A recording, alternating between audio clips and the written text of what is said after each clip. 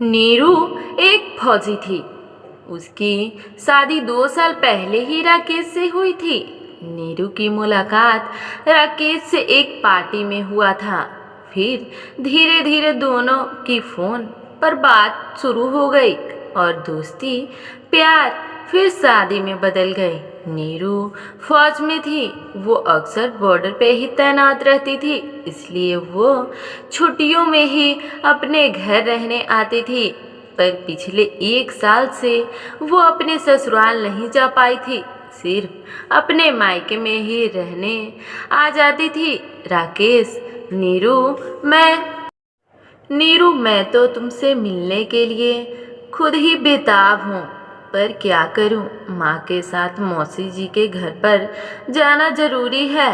सास, हेलो नीरू बेटा, कैसी हो? नीरू, मैं ठीक हूँ माँ जी, बस छुट्टियाँ हो गई हैं तो सोच रही थी कि इस बार आप सबके साथ रहूँगी।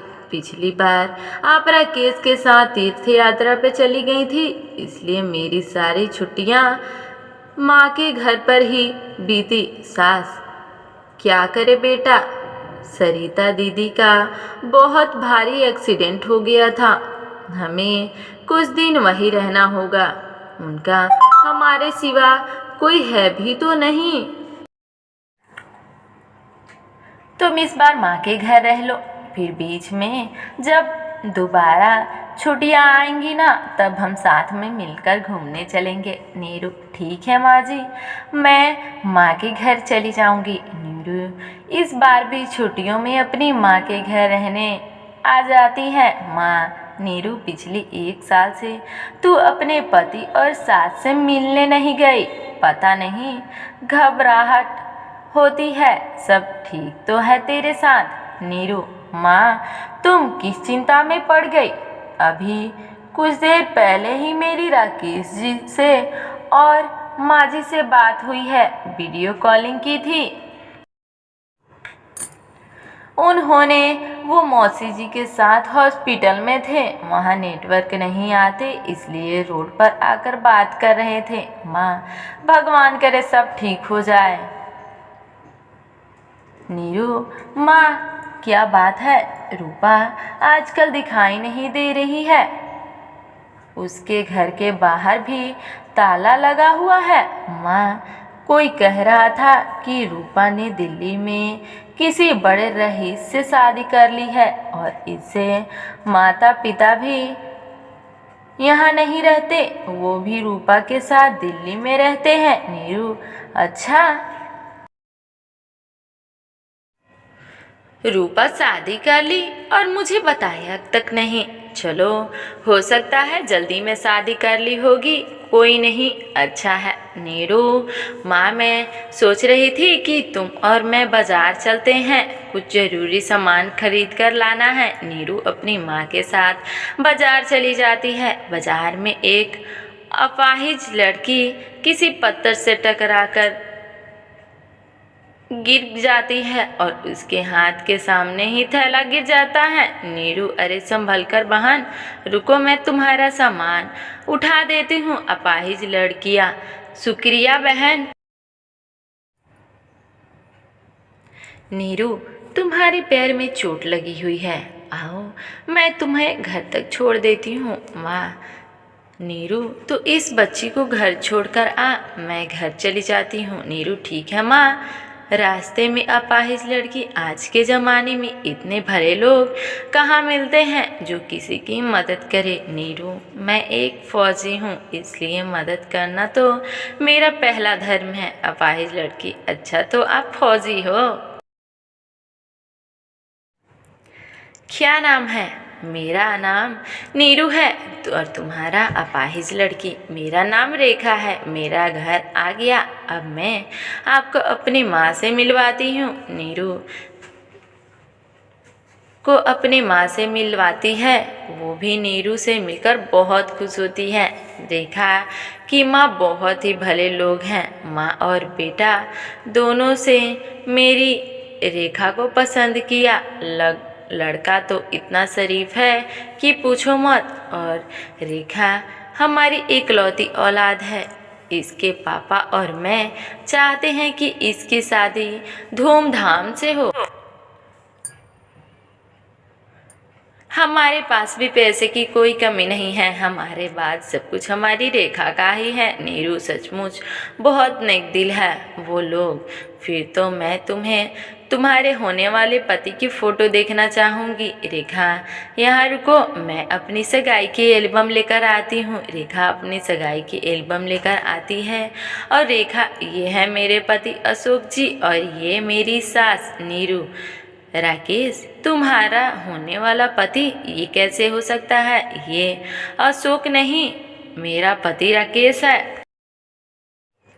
रेखा, क्या ये क्या कह रही हो? नीरू, मैं सच कह रही हूँ, मेरा दिमाग कुछ काम नहीं कर रहा, सब कुछ गड़बड़ है। मेरे ससुराल वाले मेरे से धोखा कर रहे हैं। मेरे होते हुए राकेश अशोक बनकर तुमसे दूसरी शादी कर रहे हैं। रेखा की माँ, बेटी अब हम क्या करेंगे? अगले हफ्ते रेखा की शादी है। रेखा के पिता, मैं तो कहता हूँ उन माँ बेटों को पुलिस के हवाले कर दो। हमारी बेटी के साथ उन्होंने गलत किया।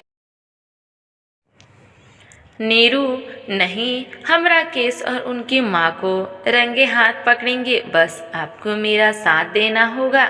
मैं नहीं चाहती कि मेरा घर बर्बाद हुआ है तो किसी और का भी हो। नीरू की आंखों में आंसू थे, पर वो एक फौजी थी, अपनी दुख को मन में दबाना जानती थी। नीरू अपनी आंखों से आंसू पोंछने नहीं देती।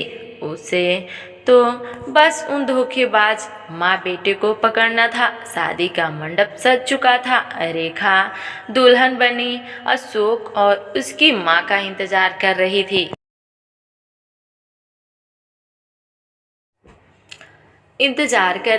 नीरू राकेश को फ़ोन मिलाती है। नीरू, राकेश कहाँ पर हो? मैंने सोचा मेरी छुट्टी ख़त्म होने ही वाली है तो एक बार अगर हम मिल लेते।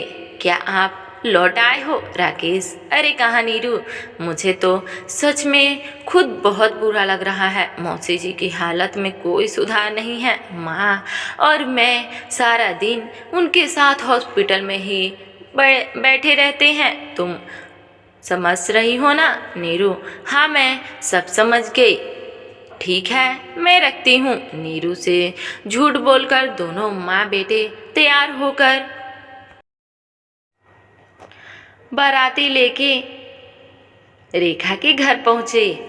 रूपा भी उनके साथ थी। नीरू चोरी छुपे सब देख रही थी। रेखा के माता पिता उसे मंडप में लाते हैं। राकेश की माँ, बहन जी, वो गहनों के डिब्बे और नकद रुपए सब तैयार है ना? नीरू कमरे से बाहर आ जाती है। नीरू, गहने तो नहीं, हथकड़ी तुम सबके लिए तैयार है। राकेश की माँ, नीरू, तुम? नीरू, हाँ मैं। तुम दोनों मेरे पीठ पीछे 1 साल से ये झूठ का जाल बुन रहे हो। मेरे होते हुए तुम दूसरी शादी करने जा रहे हो। नीरू, 1 सेकेंड। रूपा, राकेश के बड़े भाई से कब शादी की? राकेश का तो कोई बड़ा भाई है ही नहीं। रूपा, नीरू, राकेश मेरे पति हैं। हमने 1 साल पहले ही शादी की है। नीरू, इतना बड़ा धोखा? इतने में पुलिस आ जाती है। पुलिस? रूपा, नीरू मैडम, इन सब से कैसे सच्चाई उगलवानी है ये हम अच्छे से जानते हैं। आप इन्हें हमारे हवाले कर दो। राकेश और उसकी माँ को पुलिस हिरासत में ले लेती है और सच्चाई सामने आती है। राकेश बोलता है, नीरू, तुम बॉर्डर पर रहती थी, रूपा घर आया जाया करती थी, इसलिए रूपा और मेरे बीच रिश्ता बन गया और हमने शादी कर ली। पर हमें अमीर बनना था, इसलिए हमने रेखा को फंसाया ताकि उसे मारकर हम उसकी सारी जायदाद लेकर यहाँ से फरार हो जाए। पर हमें क्या पता था कि तुम्हारी मुलाकात हमसे होगी और हम पकड़े जाएंगे। नीरू रूपा को कस के जोरदार चाटा मारती है। उसकी अपनी सहेली ने ही उसके साथ धोखा किया था। पुलिस राकेश उसकी मां और रूपा को धोखाधड़ी करने के इल्जाम में सजा सुनाती है नीरू पर। नीरू एक फौजी थी, उसके जुल्म सहना नहीं सीखा था। वो तो जुल्म के खिलाफ लड़ना जानती थी और उसने वही किया। उसने धोखेबाजों को सजा दिलवाई। उसने उसी के कारण रेखा की जिंदगी बर्बाद होने से बच गई। नीरू अपने माता पिता से वादा लेकर वापस ड्यूटी पर चली जाती है और अपना पूरा जीवन देश की सेवा में न्यौछावर कर देती है। धन्यवाद।